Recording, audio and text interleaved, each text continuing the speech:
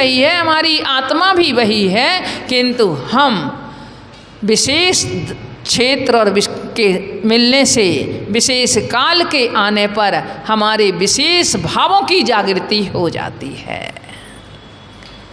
इस पर्व के समय विशेष हमारे अंदर वह संयम की भावनाएं जागृत हो जाती हैं। इसलिए कहा है कि ये पर्व हमारे लिए जगाने के लिए आते हैं, पर्व हमें उठाने के लिए आते हैं, किंतु फिर भी ये वर्ष में 3 बार आते हैं, पर हम 2 बार के पर्वों में तो सोए रहते हैं। बहुत लोगों को तो मालूम ही नहीं रहता होगा कि 10 लक्षण पर्व आ गए हैं, और आकर के चले भी जाते हैं और हमको मालूम नहीं रहता। पर कुछ बेचारे जिनको कहा जाए कि दुर्भाग्यशाली ऐसे अभी भी होते होंगे जो भाद्रपद के 10 लक्षण पर्व में भी रात्रि भोजन भी नहीं छोड़ पाते होंगे। ऐसे दुर्भाग्यशाली कुछ अभी ऐसा नहीं है कि अभी भी होंगे, होते होंगे। लोगों का रात्रि में चौका नहीं छोड़ पाता है कि रात्रि में उनका चौका चालू ना रहे। अरे अब बच्चे हैं, बच्चों को देना ही है, बच्चों के लिए दूध देना है, पानी देना है, ये देना है, बच्चे हैं, मजबूरी है, रात को आते हैं। हम अनेकों प्रकार की मजबूरियां उनके अपने सामने रख लेते हैं और उन मजबूरियों की आड़ में संयम से रहित होते हैं। बच्चों के लिए हम जरा भी प्रेरणा उस प्रकार की नहीं देते हैं। एक कब हमारे में संयम की भावना जागृत होती है, हम ये देखें। देखिए, आपसे यदि हम पूछें कि आपका क्या है, आपने जो जो कुछ भी संग्रह कर रखा है उसमें से आपका क्या है? क्या जो बैंक बैलेंस आपने कर रखा है वो आपका है? जो प्रॉपर्टी आपकी है वो आपकी है? क्या आपका मकान, आपकी दुकान, आपका व्यापार, आपका परिवार, आपका पुत्र, आपकी पत्नी, आपके पतिदेव, क्या ये सब आपके हैं? और किसी की बात जाने दो, क्या ये शरीर आपका है? नहीं है। धर्म सभा में बैठे हैं इसलिए सब सही बोल रहे हैं कि नहीं है ना?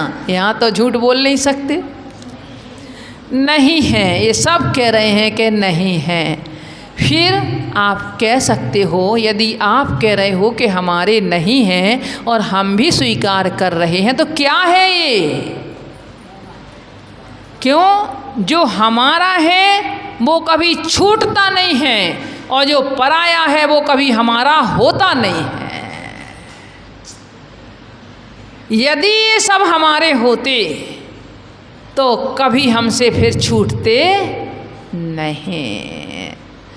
अरे देवों के विमान भी छूट जाते हैं, देवों के सुख भी छूट जाते हैं। जिनके लिए हम अमर कहते हैं वो भी अमर नहीं रहते हैं, ऐसे वह भी छूट जाते हैं। किंतु जिनकी बुद्धि मिथ्या रहती है वो वहाँ भी रह कर के तड़पते हैं। ओहो, अब मुझे माँ के गर्भ में जाना पड़ेगा, अब मुझे 9 महीने गर्भ में उल्टा लटका रहना पड़ेगा, और अब मैं कैसे क्या। तो ऐसा ऐसा करके अपने मन में वह जब दुखी होते हैं और वह देव जा कर के कि चलो तुम्हें अब माँ के गर्भ में नहीं जाना पड़ेगा, तो जा कर के ये केंद्रीय पर्याय में को प्राप्त होते हैं।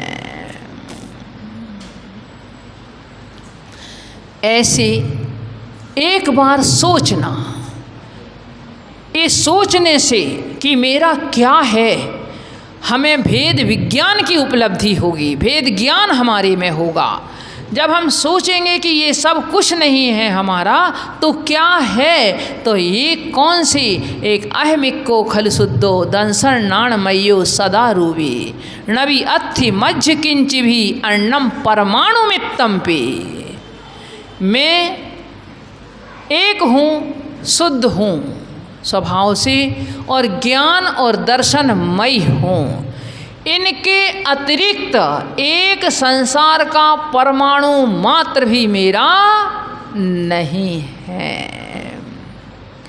जिनके पीछे हम क्रोधादि कसाएं करते हैं, जिनके पीछे हम झूठ का आसरा लेते हैं, जिनके पीछे हम असंयम की प्रवृत्ति करते हैं, इनमें से आप सोचना कि ये कौन है मेरे, जो मेरे साथ हैं, मेरे स्वरूप हैं, कौन हैं? तो एकमात्र मेरी आत्मा के अलावा और मेरे ज्ञान दर्शन के अलावा कोई भी मेरा नहीं है।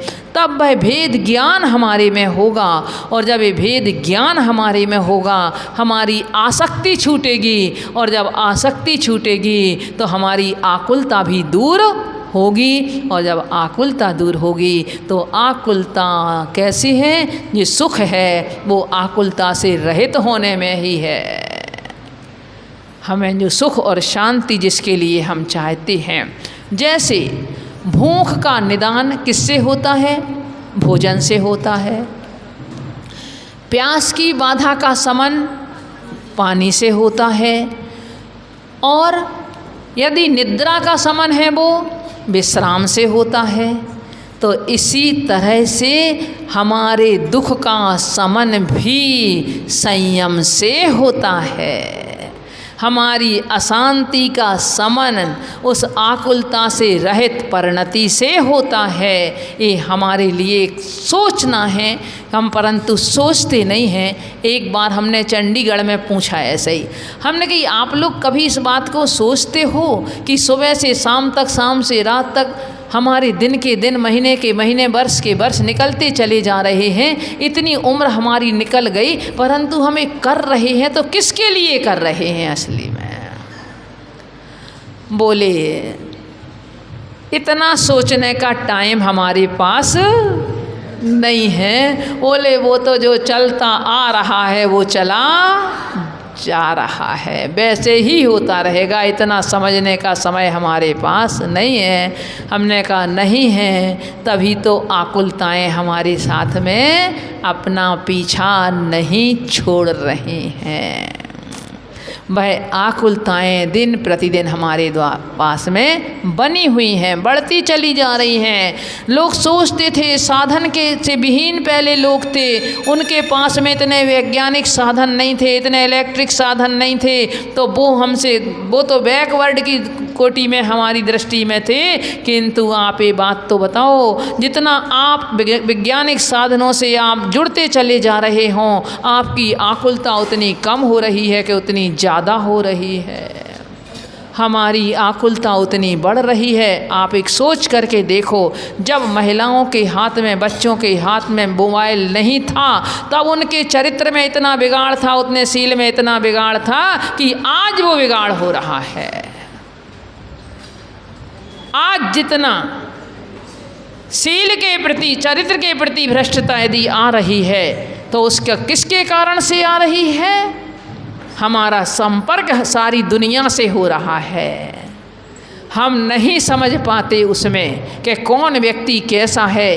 किंतु देखो, हर के घर में कोई ना कोई परेशानी होती है, कहीं ना कहीं प्रतिकूलता मिलती है। किंतु बाहर वाला व्यक्ति जिससे आप चैटिंग कर रहे हो, जिससे आप फ्रेंडशिप अपनी कर रहे हो, जिसको आप अपना मित्र बना रहे हो, उसको आपने सिर्फ मोबाइल से देखा है, आपने उसके कोई संबंध नहीं है, कोई उससे लेना देना नहीं है, कोई 24 घंटे में से आपका कोई संपर्क नहीं है, वो तो आपसे प्रेम से बोलेगा ही बोलेगा। और जब वो प्रेम से बोलता है, आप उसकी प्रेम की भाषा में ठगाए जाते हो,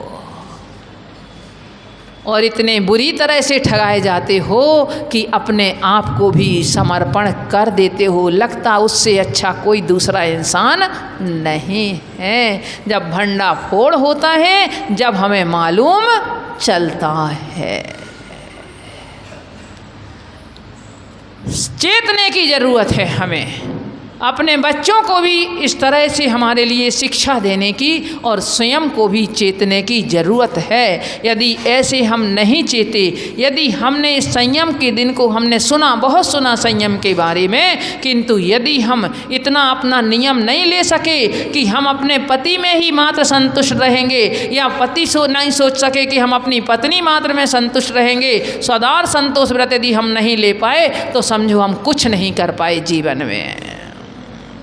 यदि आपका पहले से नियम होगा कि हमें अच्छा हो बुरा हो कुछ भी हो, मात्र हमारे पति के अतिरिक्त और जितने भी संसार के पुरुष हैं वह हमारे लिए पिता भाई या पुत्र के सदृश हैं, ये नियम होगा। आपके लिए कोई कितने भी आपके लिए प्रेम की बातें कहे, आपको कितना भी आपसे कहे, किंतु आप उसमें फिर अपने आप को चेंज नहीं कर पाओगे, आप अपने सील की सुरक्षा कर पाओगे।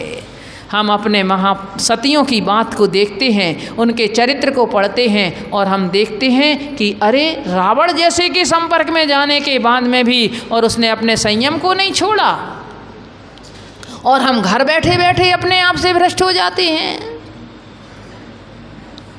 ये आखिर ऐसी असंयम की प्रवृत्ति हमारी कब तक चलेगी, ये हमें कहाँ तक ले जाएगी। अरे ये इंद्रियां, पांचों इंद्रियों के वशीभूत होकर हम देखते हैं कि जब एक एक इंद्री के बस में होकर के एक एक जीव अपने प्राणों को छोड़ देता है, और जहाँ ये इंसान पांचों इंद्रियों के बस में हो रहा है तो इसकी क्या गति होगी। आचार्य कहते हैं इन पांचों इंद्रियों में भी एक स्पर्शन इंद्री और एक रसना इंद्री, यदि ये दो इंद्रियां इसकी ये भोगेंद्रियां कहीं जाती हैं, अगर ये दो इंद्रियों पे उसका कंट्रोल है तो समझो वह उसका जीवन बना हुआ है, उसका जीवन अच्छा जीवन है, एक सदाचार का जीवन उसका है। और यदि इन दो इंद्रियों पर उसका कंट्रोल नहीं है तो वह जीवन में कुछ भी नहीं कर पाएगा। स्पर्शन इंद्री का विषय ही है, किंतु इसके साथ साथ रसना इंद्री को और भी मुख्यता में लिया है, क्योंकि जैसा खाए अन्न वैसा होए मन, और जैसा पीवे पानी वैसी बोले वाणी। और रसना इंद्री का काम एक नहीं है, दो काम है रसना इंद्री के। जहाँ एक और इसके माध्यम से हम रसना से स्वाद लेते हैं, वहीं दूसरी ओर है वाक वचनों की प्रवृत्ति भी इसी रसना इंद्री के माध्यम से होती है, और हमारे लिए हमारे जीवन को